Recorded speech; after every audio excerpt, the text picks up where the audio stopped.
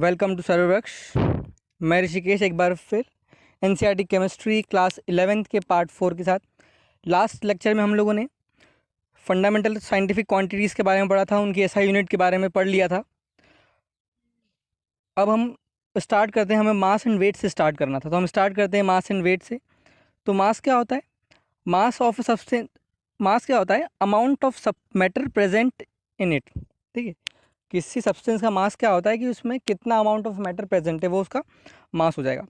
अब हम अगर वेट को फिर से डिफाइन करते हैं, वेट क्या होता है? फोर्स एक्सर्टेड होता है, ठीक है, बाय ग्रेविटी ऑन ऑब्जेक्ट। दरअसल मास और वेट में एक रिलेशन होता है कि mass into acceleration due to gravity g, अगर mg करते हैं तो हमें वेट मिल जाता है, that is mg is force. तो आपको मास और वेट में डिफरेंस क्लियर हो गया होगा कि मास क्या होता है। अगर वेट की बात करें, W इक्वल टू क्या होता है? mg, mass into gravity. ठीक है। अब हम बात करते हैं वॉल्यूम की। तो वॉल्यूम क्या होता है? अमाउंट ऑफ वॉल्यूम क्या है? अमाउंट ही है। अमाउंट किसका? अमाउंट स्पेस, मतलब कितना स्पेस सब्सटेंस ऑक्यूपाई कर रहा है, वो उसका क्या हो जाएगा? वॉल्यूम हो जाएगा। आप लोग समझ सकते हैं मास, वेट और वॉल्यूम इजीली, बट फिर भी मुझे थोड़ा सा यहाँ पे फॉर्मेलिटी के लिए डिफाइन करना पड़ेगा।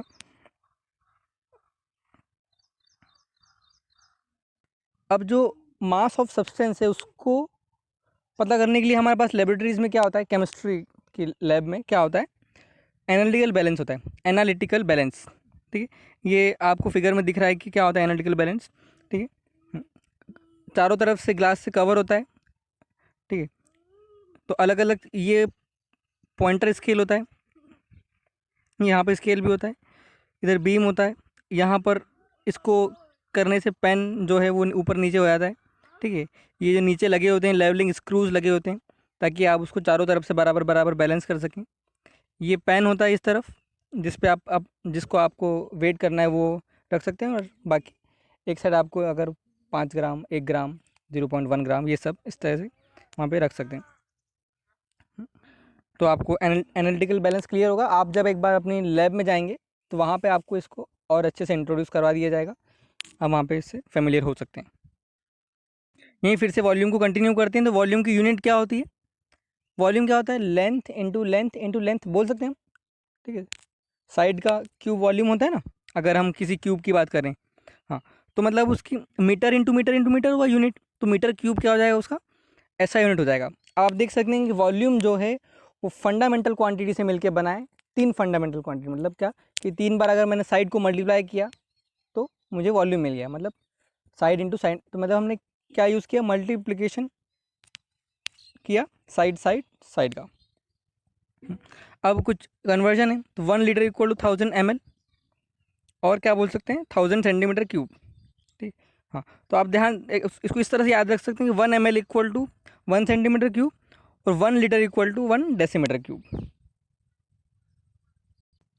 हाँ, अब हम केमिस्ट्री की लेबोरेटरीज़ की बात करें, तो वहाँ पर वॉल्यूम ऑफ लिक्विड मेज़र करने के लिए हमारे पास कुछ एपरेट कुछ होते हैं। ठीक है, तो वो क्या क्या होते हैं? एक तो ग्रेजुएटेड सिलेंडर होता है। ग्रेजुएटेड सिलेंडर क्या? ये इस तरह से। ठीक है, पिपेट होता है 2 ml का, 3 ml का, 5 ml का भी होता है, 25 ml का होता है। ठीक है, फिर ब्यूरेट होता है आपका 50 ml का, और होता है वॉल्यूमेट्रिक फ्लास्क। ये 1 लीटर का भी होता है, 250 ml का भी होता है, 50 ml का भी होता है, डिफरेंट डिफरेंट वॉल्यूम में होता है। अब हम लोगों ने मास और वॉल्यूम पढ़ लिया। ठीक है, अब मास और वॉल्यूम से मिलकर एक नई प्रॉपर्टी बनती है, वो होती है density. That is mass by volume क्या होता है? डेंसिटी होती है। तो अब मास की यूनिट क्या होती है? केजी, और डेंसिटी क्या, वॉल्यूम क्या होता है? Metre cube. तो डेंसिटी क्या हो जाएगा? केजी पर मीटर क्यूब। ठीक है, हम जो यूनिट मैक्सिमम यूज़ करते हैं वो केजी मीटर क्यूब नहीं यूज़ करते हैं, क्या यूज़ करते हैं? ग्राम पर सेंटीमीटर क्यूब यूज़ करते हैं। ठीक है, अब डेंसिटी हमें क्या बताता है कि कितने क्लोज पार्टिकल्स हैं, मतलब अगर बहुत ज़्यादा पार्टिकल्स बहुत ज़्यादा क्लोज होंगे, मतलब उसकी डेंसिटी क्या होगी? ज़्यादा होगी। मतलब कम वॉल्यूम में ज़्यादा पार्टिकल्स, मतलब डेंसिटी ज़्यादा होना। आप इसको ध्यान रखिएगा जो मैंने बोला, कम वॉल्यूम में ज़्यादा पार्टिकल मतलब हाई डेंसिटी। अब हम बात करते हैं टेम्परेचर की।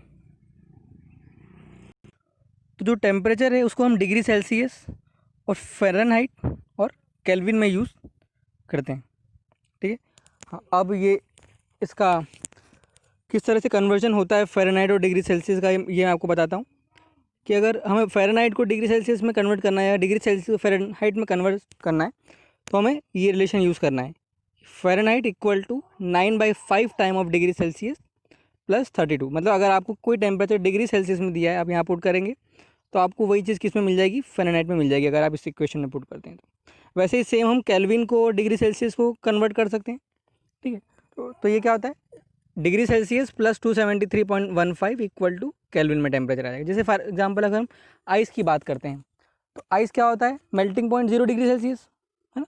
तो हम क्या बोलते हैं उसको, 273.15 केल्विन। तो अब सेम वही है कि 0 डिग्री सेल्सियस प्लस 273.15 केल्विन, तो हमें क्या मिल गया, आइस का मेल्टिंग पॉइंट मिल गया केल्विन में। एक और बात मैं आपको बता दूं कि हम डिग्री सेल्सियस में नेगेटिव टेम्परेचर तक जा सकते हैं, अचीव कर सकते हैं मतलब, बट केल्विन में हम नेगेटिव टेम्परेचर अचीव नहीं कर सकते। मतलब 0 केल्विन एक मैक्सिमम लिमिट हो जाती है जहाँ तक हम अचीव कर सकते हैं। और अभी तक की अगर बात करें तो 4 केल्विन तक ही देखा गया है कि हम उसको अचीव कर पाएँ, 0 केल्विन तक भी हम पहुँच नहीं पाएँ।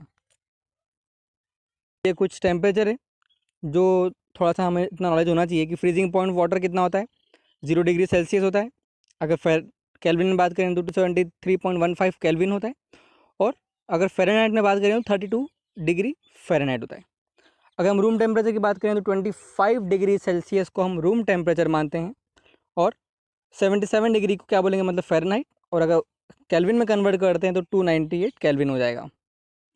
सेम ह्यूमन बॉडी टेम्परेचर की अगर बात करें तो 37 डिग्री को नॉर्मल ह्यूमन बॉडी टेम्परेचर मानते हैं, फ़ारेनहाइट में 98.6 डिग्री फ़ारेनहाइट, और सेम टेम्परेचर को केल्विन में 310 केल्विन मानेंगे।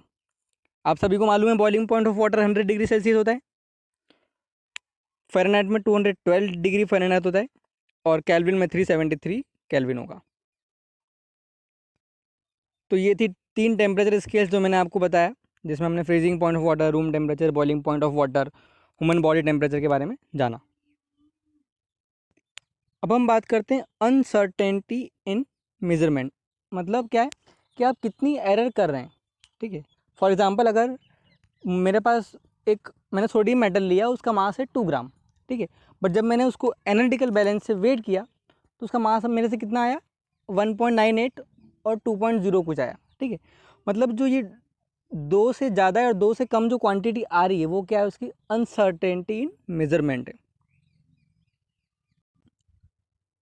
अब जो हम कुछ साइंटिफिक जो हम कॉन्स्टेंट्स लेते हैं, जैसे एच ले लिया, आर ले लिया, तो कुछ क्वांटिटी जो क्वांटिटीज होती है काफ़ी पॉइंट में होती है। एवोगैड्रो नंबर हुआ, जैसे एवोगैड्रो नंबर कितना होता है, 6.022 इंटू 10⁻23, ठीक है। तो इनमें जो है वो मतलब पॉइंट के बाद बहुत सारे ज़ीरो आते हैं, और फिर उसके बाद में इस तरह से कोई नंबर आता है, ठीक है। अगर हम एक हाइड्रोजन एटम की बात करें तो देखो कितना होता है, 0.000 और आगे तक, and then 166 gram hydrogen atom होता है, ठीक है। तो इस तरह से मतलब जो अगर हम केमिस्ट्री में बात करें तो हमें बहुत ही स्मॉलर क्वांटिटी से डील करना होता है। प्लैंक्स कांस्टेंट हुआ, ठीक है, 6.626 इंटू 10⁻34, बहुत छोटा हो गया है, ठीक है। तो इन सब के लिए फिर एक साइंटिफिक स्टैंडर्ड होता है कि हमें किस तरह से उन क्वांटिटीज़ को डील करना है। तो हमें थोड़ा सा नॉलेज होना चाहिए कि किस तरह से हम नंबर्स को मल्टीप्लाई करेंगे या डिवाइड करेंगे, और आगे बात करेंगे हम सब्सट्रैक्शन और एडिशन की, ठीक है। तो उन सब के लिए हम फिर क्या यूज़ करते हैं, सिग्निफिकेंट फिगर्स का यूज़ करते हैं। तो अभी हम थोड़ा सा मल्टीप्लिकेशन, डिवीज़न और एडिशन सब्सट्रैक्शन देख लेते हैं, फिर हम पढ़ेंगे सिग्निफिकेंट फिगर्स।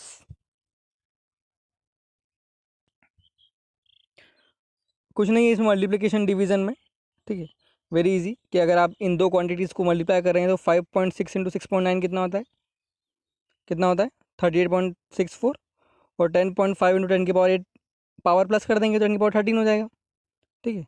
तो जनरली हम एक नंबर एंड देन डेसिमल इस तरह से उस नोटेशन को लिखते हैं।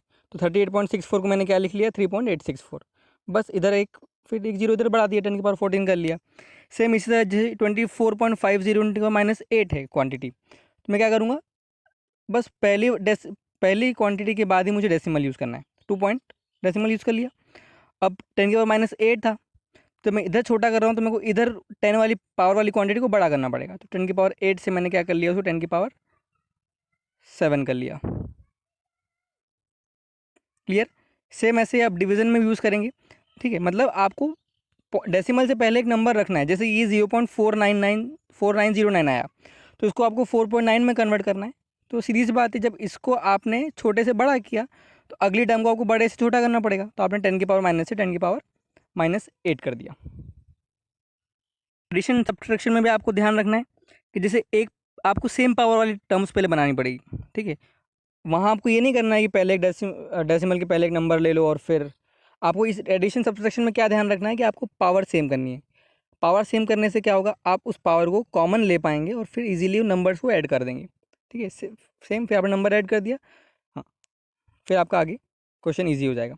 अगेन अगर सब्ट्रैक्शन भी करना है तब भी आपको पावर सेम करना है। देखो यहाँ पे मैंने -3 को -2 में कन्वर्ट किया, तो अगर मैंने -3 से -2 किया, इसका मतलब क्या है कि मैंने छोटे से बड़ा किया इसको, तो आगे वाली टर्म को मेरे को बड़े छोटा करना पड़ेगा। तो मैंने 4.8 से 0.48 कर लिया। क्लियर। सो हमारा आंसर ईजीली आ जाएगा। अगर आप ऐसे करते हैं तो आप ईजी होगा उनको प्रॉब्लम्स को सॉल्व करने में। अब जो सिग्निफिकेंट फिगर्स है, ये फिज़िक्स में भी आपके काम में आता है और केमिस्ट्री में भी काम का है। तो ये कॉमन है 11th फिज़िक्स और 11th केमिस्ट्री दोनों के लिए। तो हम इसके लिए एक अलग से वीडियो बनाने वाले हैं सिग्निफिकेंट फिगर्स करके। तो इस वीडियो के लिए इतना ही। Thank you for watching.